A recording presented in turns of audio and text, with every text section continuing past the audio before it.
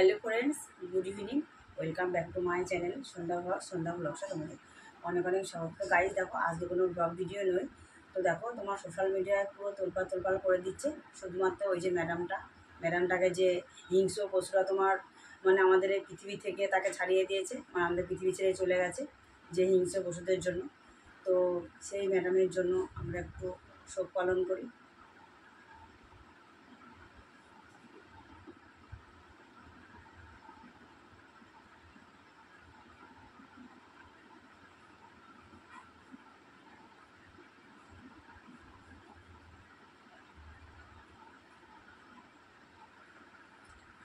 তো গাইজ, তো এইটার জন্য তোমার কি বলবো, পুরো সোশ্যাল মিডিয়াকে ইউটিউব, ফেসবুক, ইনস্টাগ্রাম, মানে তোমার যত তোমার সোশ্যাল মিডিয়া আছে জানো, পুরো তোমার তোলপাড় করে দিই জানো।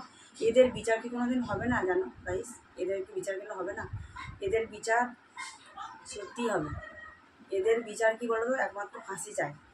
ওই ম্যাডামকে যেভাবে ওরা তোমার কষ্ট করে জেনে পুরো জীবনটা পুরো শেষ করে দিয়েছে না, ওই হিংসে পশুদের না, তোমার ওরকম করে মানে কষ্ট দিয়ে তখন তোমার ফাঁসি দিতে হবে। আর একবারে তোমার ফাঁসি দিলে তো তোরা তাহলে কষ্টটা বুঝবে কী করে, তাই না বলো?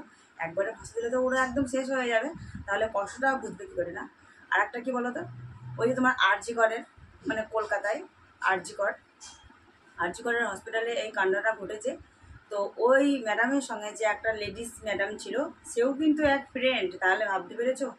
বন্ধু শত্রু। তাহলে দেখো, ওই ম্যাডামটা ভাবতে পেরেছিল যে ওই আরেকটা যে ম্যাডাম ছিল উনি নাকি ওকে হাত পা ধরেছিলেন।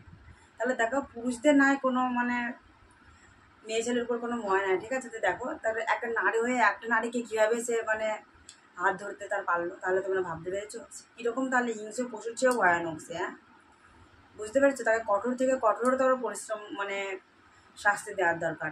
বিশেষ করে পুরুষের আগে ওই যে লেডিস ম্যাডামটা আছে না, ওকেও, হিংস্র মহিলা যাকে বলে আর কি, ওই হিংস্র মহিলাটাকে আগে, সব থেকে আগে, ওদের আগে ওকে যেভাবে মেরেছে, কষ্ট দিয়ে দেয় না, ওকে আগে সেভাবে মানে কষ্ট দিয়ে দিয়ে তখন ফাঁসিতে ঝুলাতে হয়।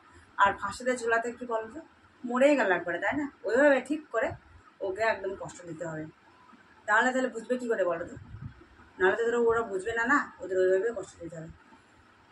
তো দেখো গাই, জানে না, তবে আজ তোমার 23 দিন হলো, কারণ 9ই আগস্ট বৃহস্পতিবার রাতেকার ঘটনা এটা। কিন্তু কটার দিকে হয়েছিল সেটা আমি বলতে পারবো না, তবে আমি এতটুকু বলছি। আর গাইজ, জানো তো, মানে যেটুকু শুনেছি আর কি, বলে যে মানে যেদিন তোমার ওরকম হয়েছে, তো সেদিনকে রাতে নাকি ওই ম্যাডামটা খাবার অর্ডার করে মানে আনিয়েছিল। ওরা 3-4 জন ছিল, 3-4 জন বন্দি ছিল। আর ওই যে লেডিস ম্যাডামটা ছিল, ওর নাকি বেস্ট ফ্রেন্ড ওই ম্যাডামের। ভাবতে পারো তাহলে, তোমরা ভাবতে পেরেছো? ওই ছিল আর কি, কী বলো তো, খেয়েছে, তারপরে তোমার এই ঘটনাটা ঘটেছে। কী বলো তো, আর সবারই মানে একটাই বক্তব্য হচ্ছে, মানে আরজিকরের যে একটা মানে অন্য একটা নার্স, ঠিক আছে, ও নাকি মানে তোমার ভয়েস রেকর্ডে মানে ভিডিও করেছিল, একজনের সঙ্গে কথা বলছিল। তো মানে ও বলেছে নাকি জানো, তো যে ঘরে মানে সেমিনাল ঘরে যে মেরেছে ওই ম্যাডামটাকে, তো সেই পাশের ঘরে তার মানে বাথরুমের যে একটা দেয়াল ছিল, সেই দেয়ালটাকে ভাঙা রয়েছে। তাহলে ভাবতে পেরেছো যে ওই দেয়ালটা কোন কারণে ভাঙা হয়েছিল? ওকে ধরো মেরেছে তোমার আজকে রাতে, তাই না? এবার গত রাতে কার ওই দেওয়ালটা ভাঙা রয়েছিল। তাহলে নিশ্চয়ই ধরো ওদের ঠিক মতন প্ল্যানিং ছিল, প্ল্যানিং নাহলে কি এ কাজ করতে পারে, তাই না বলো? তো এদের চাই একমাত্র শাস্তি। আর সঞ্জয়কে ধরেছে যে সিভিক ভলেন্টিয়ার কলকাতার, তো ওনার মা কি বলেছে নাকি, আমার ছেলে নাকি নির্দোষ, কিছু জানে না। ওর ছেলে নাকি কিচ্ছু জানে না। ওর ছেলে নাকি বাড়িতে বসেছিল, ওর ছেলে কিছু জানে না। ওর ছেলে কিছু জানে না, তাহলে সঞ্জয়কে কেন ধরলো বলো তো? কিছুই যদি না জানে তাহলে কেন ধরলো ওর ছেলেকে? সিভিক ভলেন্টিয়ার তো আরও ছিল কলকাতাতে, ও তাদের তো ধরলো না, ওখানে ধরলো কেন ওকে? আর ওই আরজিকরের তোমার যে ডাক্তারটা ছিল না, ওই ডক্টর জানো তো, মানে ওই ডক্টরই সব কিছু করিয়েছে। কি বলতো, মানে এখন যেটা শুনছি, মানে ও মানে এত কিছু জানে, মানে হসপিটালের মানে উপর কারো ডক্টর, ঠিক আছে? তার মধ্যে ওর মধ্যে তোমার অনেক কিছু জানে, সব কিছু জানার ব্যাপারটা ওই খেলা খেলিয়েছে, ঠিক আছে? তো গাইজ দেখি, আজ 23 দিন হয়ে গেল, এখনো কোনো বিচার কোনো কিছু হলো না। তো জানি না কি হবে। তো যাই হোক, ওদের ওই হিংস্র পশু আর ওই হিংস্র মহিলাটার কঠোর থেকে কঠোরতর মানে শাস্তি হয়ে, কষ্ট পেয়ে পেয়ে যেন ফাঁসি হয়। ফাঁসি চাই, ওদের যেন বিচার চায় না, একদম ফাঁসি চাই। কষ্ট করে পুরো বিচার চায় না। একদম ফাঁসি চাই।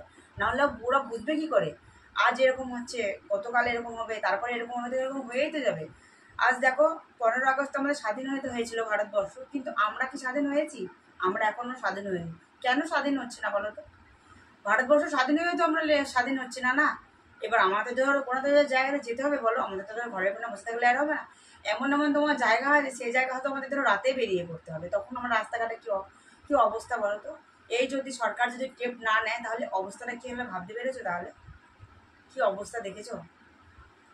তো গাইজ এই জায়গায় দাঁড়িয়ে আমি একটা কথাই বলবো, মানে ওই ম্যাডামটাকে যেভাবে কষ্ট দিয়ে মেরেছে, ওই হিংস্র পশু আর হিংস্র মহিলাটার যেন ওইভাবেই যেন কষ্ট দিয়ে যেন ফাঁসি দেওয়া হয়। ওদের বিচার চায় না, একমাত্র ফাঁসি চাই। উই ওয়ান্ট জাস্ট ইট, ফাঁসি চাই, ফাঁসি চাই, ফাঁসি চাই। ভিডিওটি কেমন লাগলো অবশ্যই জানিও, ঠিক আছে? ফাঁসি চাই।